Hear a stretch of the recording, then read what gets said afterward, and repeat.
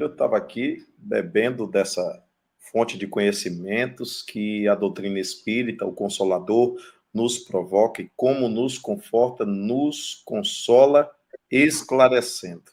Não nos consola com mentiras ou meias verdades, mas sacode a nossa poeira de materialismo para a gente pensar sobre nós. Não adianta a gente ter um olhar para fora, viu, gente? Não adianta. Aquele olhar para fora que diz a cidade impenitente é aquela. Eu preciso saber se eu sou uma cidade impenitente. E eu preciso também saber se eu também não me sinto ameaçado quando Jesus diz que esse templo ruiria. Ele também se referia ao corpo físico dele, que ressuscitaria depois de 3 dias. Ele falava dessa transformação. Mas ele se referia ao templo no sentido de fazer com que cada ser humano percebesse. Há um diálogo muito forte de Jesus com a mulher no poço de Sicar, em que ele diz: o altar é o coração do homem e o templo é a natureza. Dia virá em que não haverá mais templos sobre a face da terra, porque Deus é espírito e será adorado em espírito e em verdade. Então, Jesus profetizava um momento que ainda existirá na humanidade e que a pandemia nos fez ensaiar. Eu vi gente aí comentando que a pandemia estava fazendo a gente ensaiar o desapego aos templos.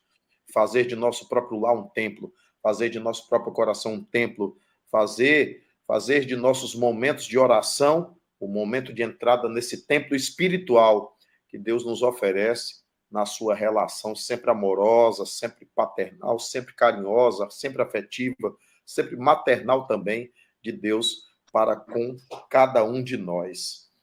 Então, nós vamos ver aqui algumas colocações, Sbaida, que as pessoas fizeram, algumas perguntas que elas podem ter endereçado a cada um de nós para a gente poder aqui aprofundar esses nossos estudos.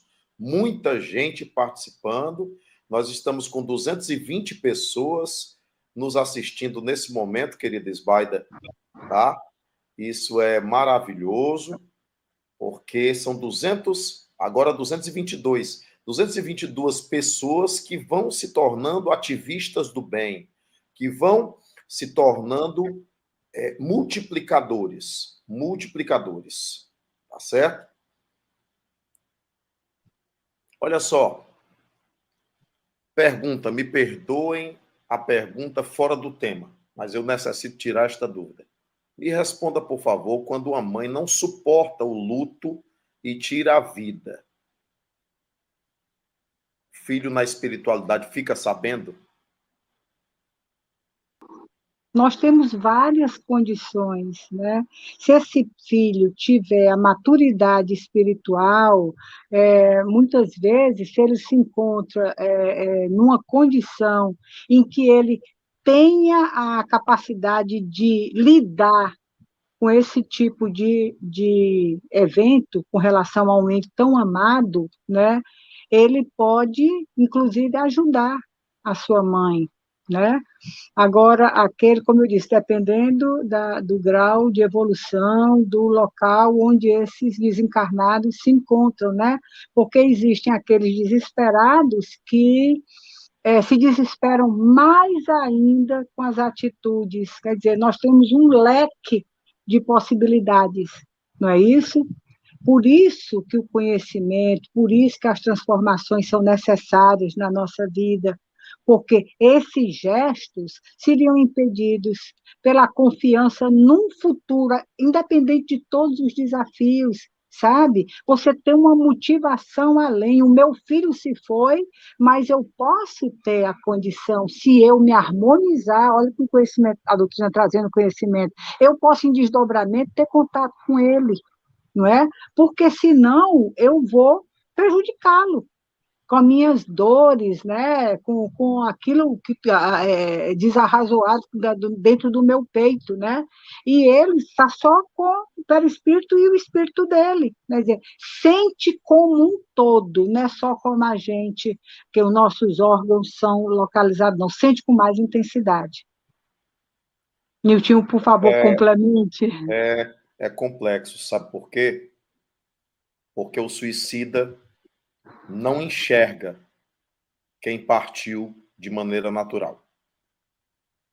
Então, mesmo que o filho tentasse ajudar, o que é muito difícil para o filho, ele teria que ter autonomia espiritual, e a média humana sobre a Terra não tem autonomia espiritual, então ele não teria condições de ajudar essa mãe, infelizmente, e infelizmente com esse ato, essa mãe estará adiando por muitos anos, por muito tempo, o seu reencontro com seu filho. Infelizmente, essa mãe, diante dessa dor, que tira a própria vida, às vezes até na ilusão de que vai reencontrar o filho se matando, ela acabou de fazer o contrário.